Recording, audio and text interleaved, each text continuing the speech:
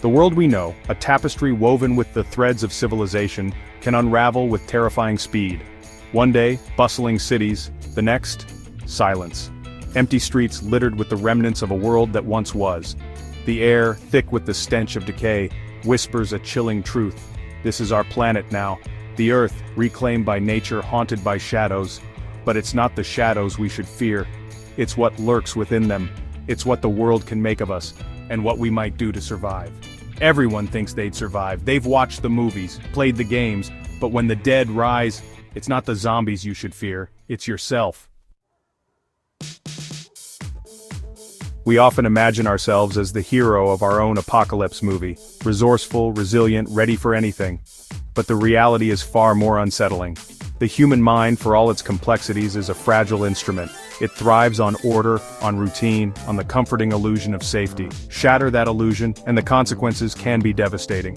Imagine, if you will, the relentless onslaught of horror, the dead rising, eyes vacant, bodies driven by a hunger that knows no satiation, friends and neighbors transformed into grotesque parodies of their former selves, the desperate cries of the innocent echoing through the desolate streets. These are sights and sounds that can break the strongest of wills. The human psyche was not designed to process this level of trauma, this constant dance with death. And in this new, unforgiving world, there are no therapists, no support groups, no safe spaces to process the unimaginable. Some might find an inner strength, a primal instinct to survive that allows them to compartmentalize the horror. But for many, the constant fear, the relentless pressure will prove too much. The mind, pushed beyond its limits, will simply break. We are creatures of comfort, reliant on the conveniences of modern life.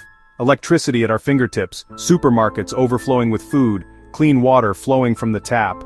These are not luxuries but necessities woven into the very fabric of our existence. But in the post-apocalyptic world, these comforts vanish like whispers in the wind. The electric grid collapses, plunging the world into darkness. Supermarkets become charnel houses, their aisles littered with the decaying remnants of a bygone era. And clean water?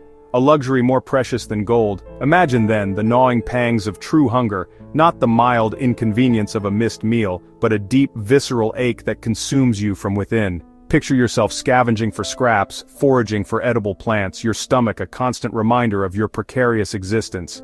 And water, the lifeblood of our planet, the elixir of survival, becomes your most relentless adversary. Every sip a calculated risk, a gamble against dehydration and the diseases lurking within contaminated streams and puddles. The modern world has lulled us into a false sense of security, masking the harsh realities of survival. But strip away the veneer of civilization, and we are revealed for what we truly are, vulnerable, unprepared, and utterly dependent on a world that no longer exists. The dead are a threat, yes, but they are not the only danger lurking in the shadows. In the aftermath of societal collapse, disease becomes a silent stalker, preying on the weak and the unwary. The sanitation systems we take for granted crumble, transforming our cities into breeding grounds for contagion. Waterborne illnesses spread like wildfire, their invisible tendrils reaching into every corner of survival. And then there are the wounds, the inevitable injuries that come with life on the run. A simple cut, a scratch from a rusty nail, these become open invitations to infection, festering reminders of our own mortality. In this new world, there are no hospitals, no doctors, no antibiotics to hold back the tide of infection. A simple cough can become a death sentence, a slow and agonizing demise. Even the dead themselves become vectors of disease, their decaying bodies releasing a miasma of pestilence into the air. Every encounter, every close call carries the risk of infection, a grim lottery where the only prize is a slow and agonizing death. Chapter 4: Poor Survival Skills. We are a generation raised on technology, our lives intertwined with the digital world. We rely on GPS to navigate, on the internet for information, on our smartphones for everything. But in the apocalypse, these digital lifelines are severed, leaving us stranded in a world we no longer recognize.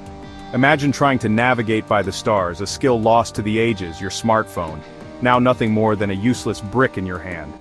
Picture yourself trying to build a fire without a lighter, to hunt for food without a gun, to find shelter without a map.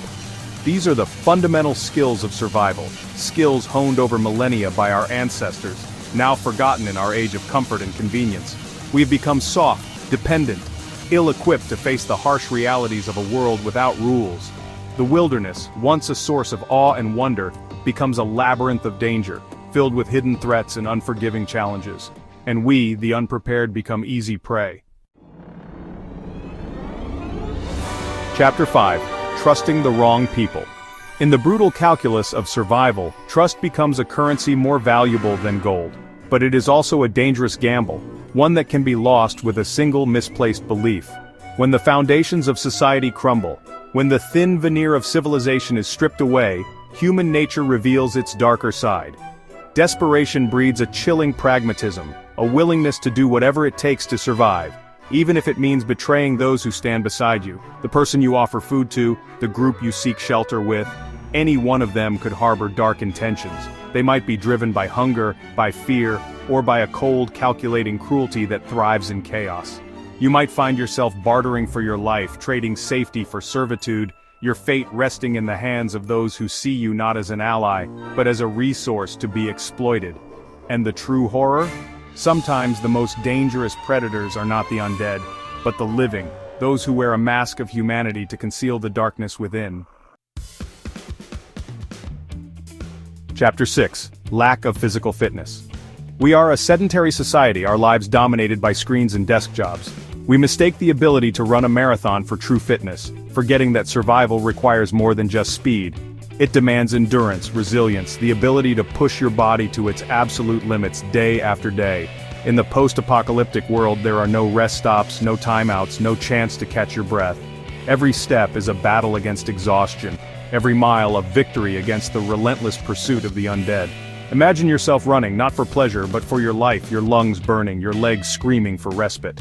The horde is relentless, their hunger a constant motivator. They don't tire, they don't feel pain, and they never stop. Can you outrun them? Can you climb that fence, scale that wall, crawl through that tunnel? Every obstacle becomes a test, a measure of your will to live. And for many, their bodies, weakened by years of inactivity, will simply fail. Chapter 7. Overconfidence and Hollywood myths. We are a culture steeped in the mythology of the zombie apocalypse.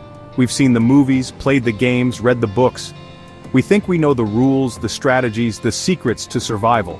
But the reality is far more brutal, far more unforgiving than any work of fiction. In the movies, ammunition is plentiful, zombies are easily dispatched, and there's always a conveniently placed chainsaw when you need it. But in the real world, resources are finite, guns jam, blades dull, and the dead don't always go down with a single headshot. Overconfidence is a siren song, lulling you into a false sense of security, leading you to take unnecessary risks.